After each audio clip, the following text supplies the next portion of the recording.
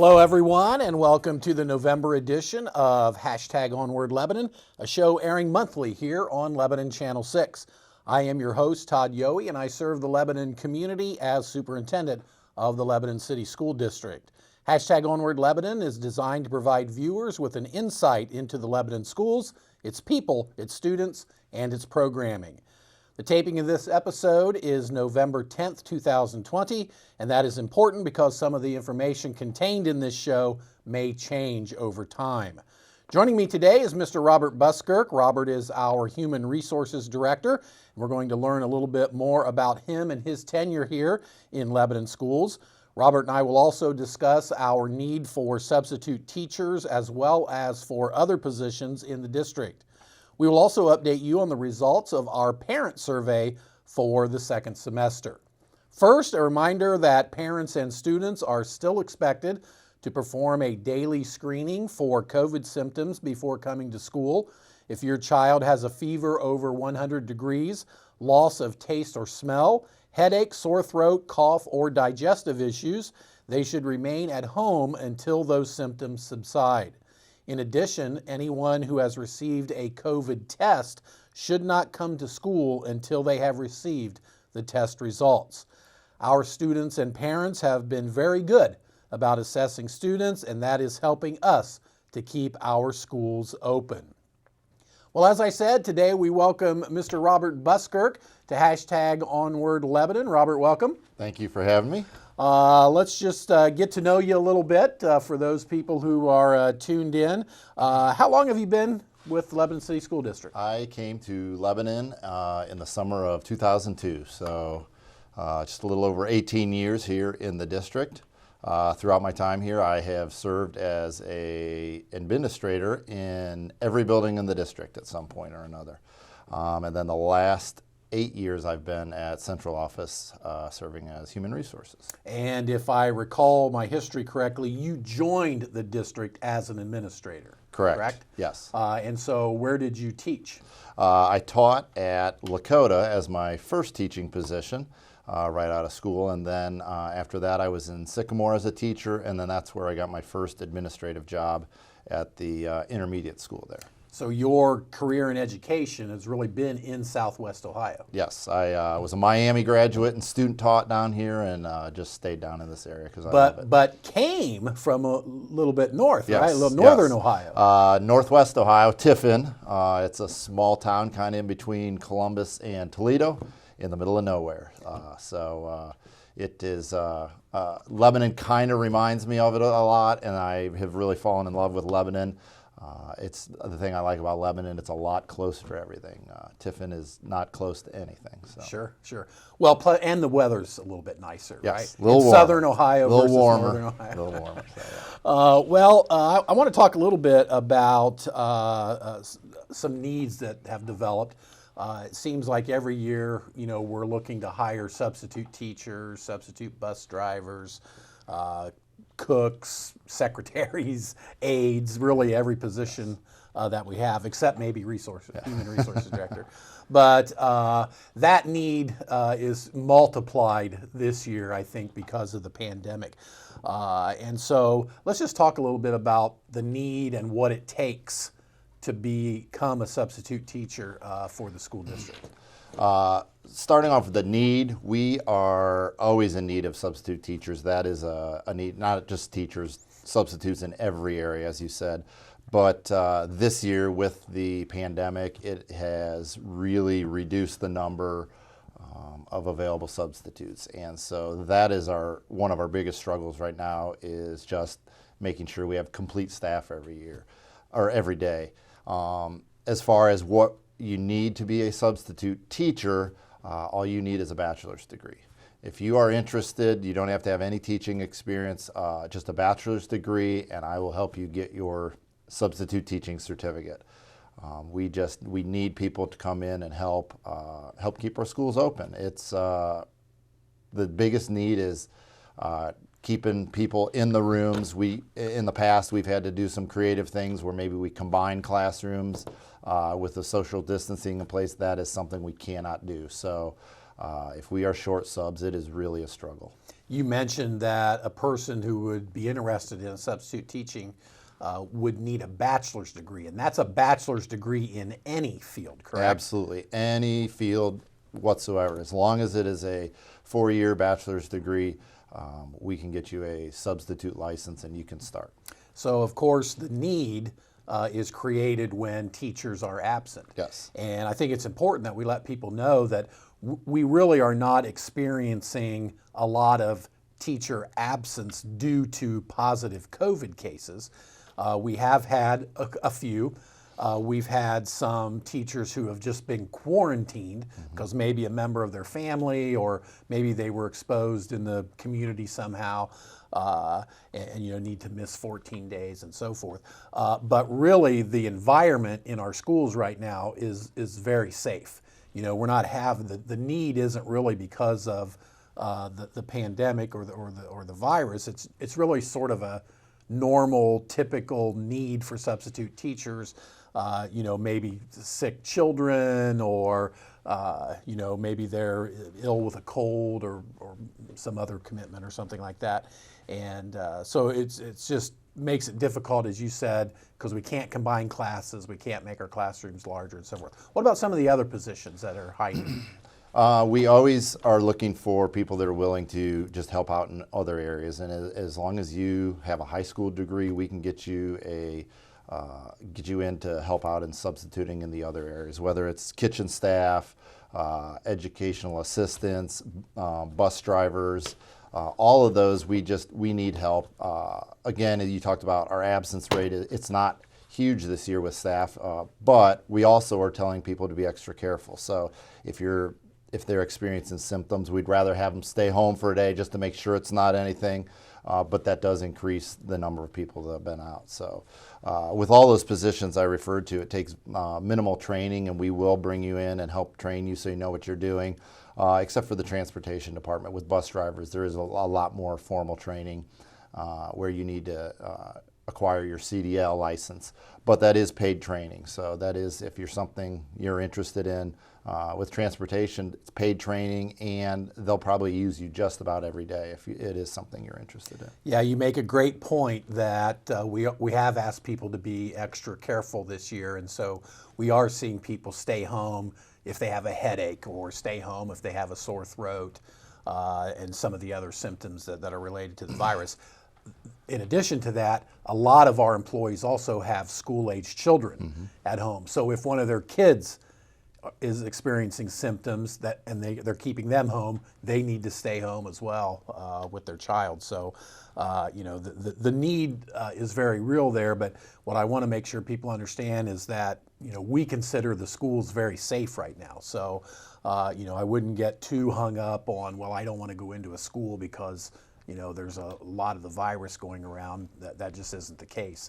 So everyone is wearing masks, practicing social distancing, washing hands, and so on, and so it really, I think, is a pretty safe environment. Absolutely, yes. We, as far as the day-to-day operations of the school district, it's a very safe place, and kids are doing great. Teachers and all our staff are doing a great job. So we would say to anybody out there watching, if you're interested in helping the school district out as a substitute teacher or substitute bus driver, food service, aide, secretary, certainly we can use that help right now. And Robert, if somebody is interested, what do they do? Contact my office directly. My secretary, Kim Bergman, is very helpful. I'm actually going to be sending out stuff later this week on social media. It'll be on Facebook, all our Twitter accounts, all that, about how to contact her directly, and we'll get that process started. Yeah, and all of that contact information is on our webpage at LebanonSchools.org, and hopefully we'll get some response from folks. Even if you just have a question, absolutely. You don't have to commit to it, but if you just are thinking about it and have a question, please give Robert a call, and we'll get your questions answered. Even if your availability is 1 day a week, that 1 day would be a great help. Yeah, good point. It's certainly not a full-time thing, and any time that you're available would be very helpful. Well, I know one thing, another thing that people are very interested in is second semester. This is week number 13 for our school district, and we've been fortunate that we had a pretty smooth opening, a reopening of schools. Cases have been relatively low with positive cases.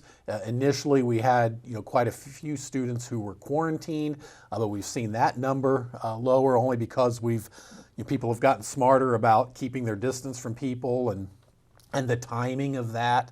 And so on. And so, we're hoping, that we're able to finish first semester. We're not anticipating closing school. I know there are a lot of rumors flying out there and people playing Nostradamus and predicting when school's going to close. But our goal is to keep schools open. Our kids need to be in school. Parents need their kids to be in school. Absolutely. Many of our parents, because they really don't have an alternate child care plan, and of course people need to work, and we want them to be working, and so we're doing our part to keep schools open, and we really just need the other half of that, which are our parents and students, to do their part in maintaining distancing when they're away from school, wearing masks and everything that it takes. To the best of our knowledge, we have yet to have school to school, some student to student transmission, or student to teacher, teacher to student, at least anything that has resulted in symptoms being shown. There could be some asymptomatic things out there, but school right now, I'll argue with anybody, is the safest place for our kids to be. And so we just ask that people, keep that in mind when they're considering going to an event or being out in public. Just take those precautions and really help us keep our schools open, because I think it's important to our economy. It's important to our parents and our kids to be in school. But we're going to have a change coming here in second semester. If you were a part of the decision-making process as a parent, you had to choose whether to be in school 5 days a week, face-to-face, or 100% online through our Virtual Learning Academy, VLA. And we had about 1,000 students who chose the VLA option, the online option, option 2, if you remember those choices. But we asked people to commit to that for a semester. And, we're now into the second quarter, coming up on the end of the first semester, which will end in December. And so we put out a survey a couple weeks ago to ask parents to select whether they wanted to stay in their current option in school or VLA, or if they wanted to make a change. And so we'd just like to talk a little bit about the results of that and what that means for our schools and our students coming back after the holiday break.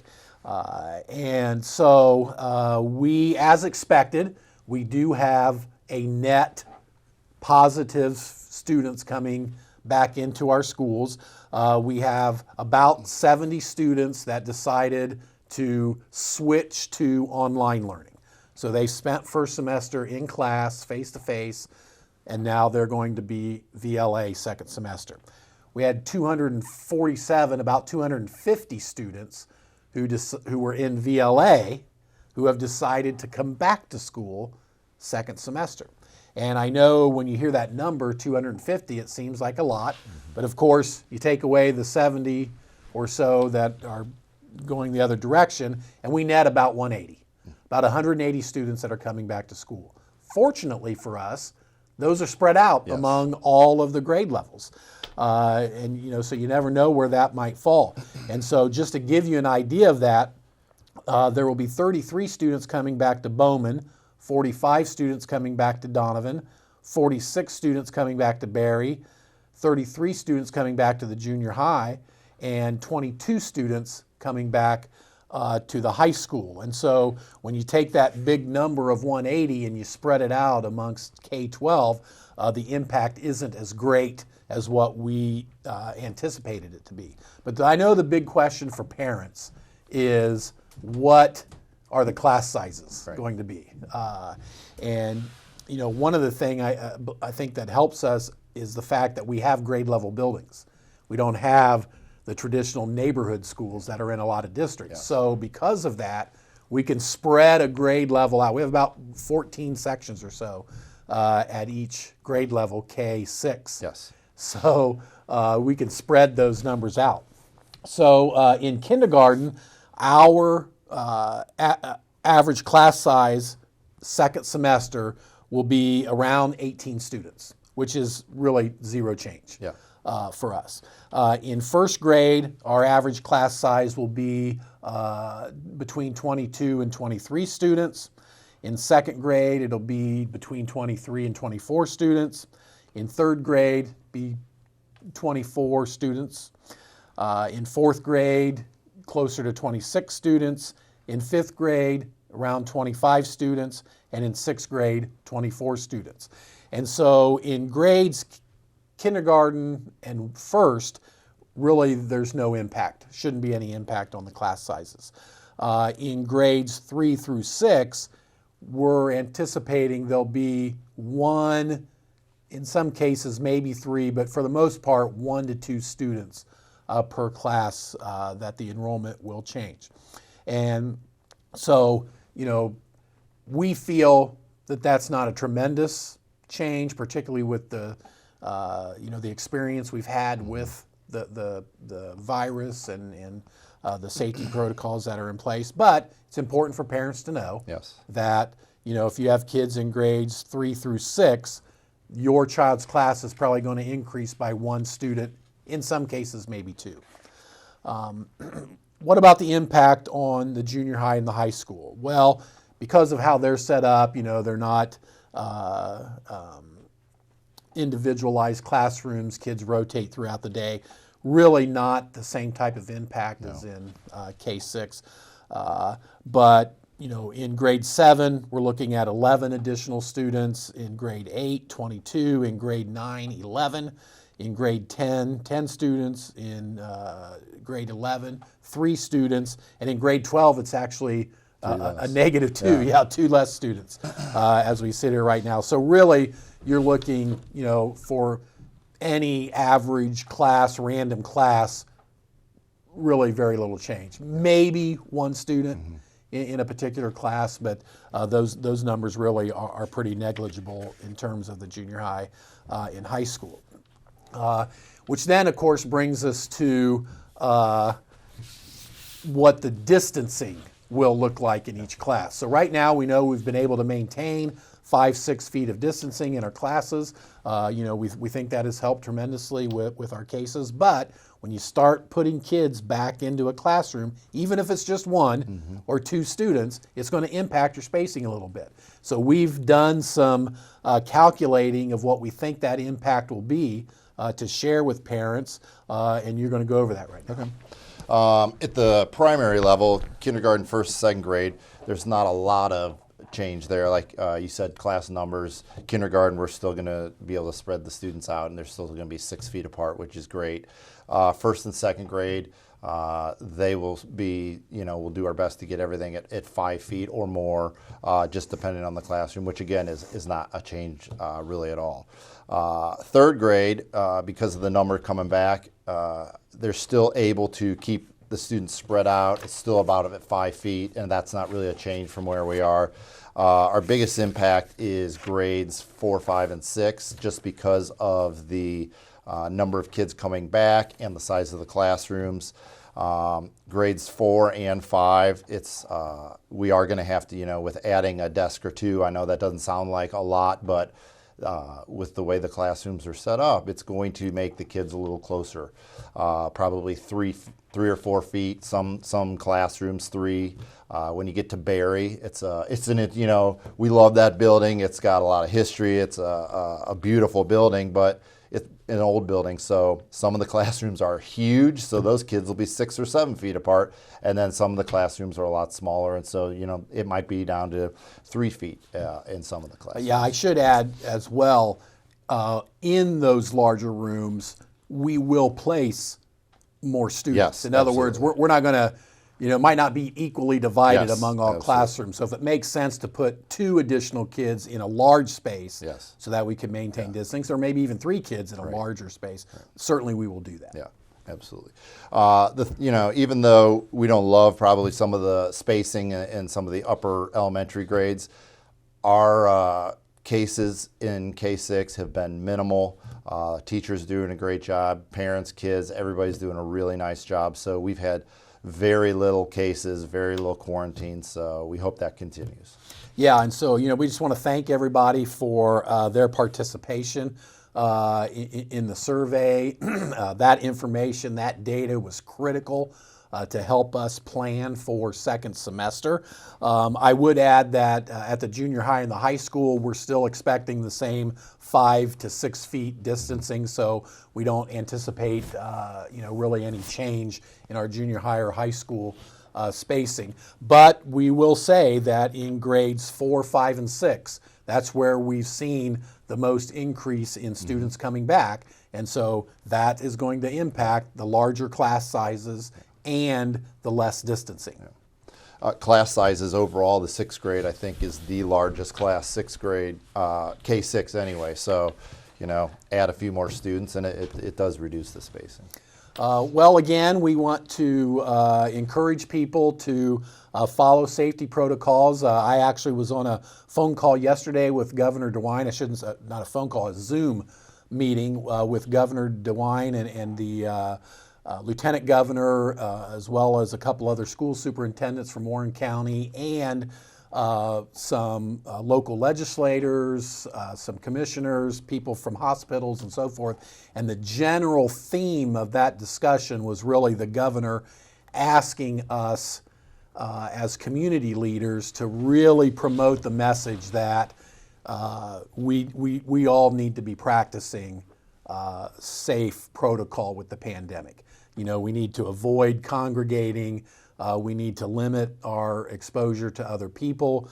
We need to wear masks when we're out in public. We need, wash your hands as often as you can. Assess yourself for symptoms, and everything that we all know by heart. Yeah.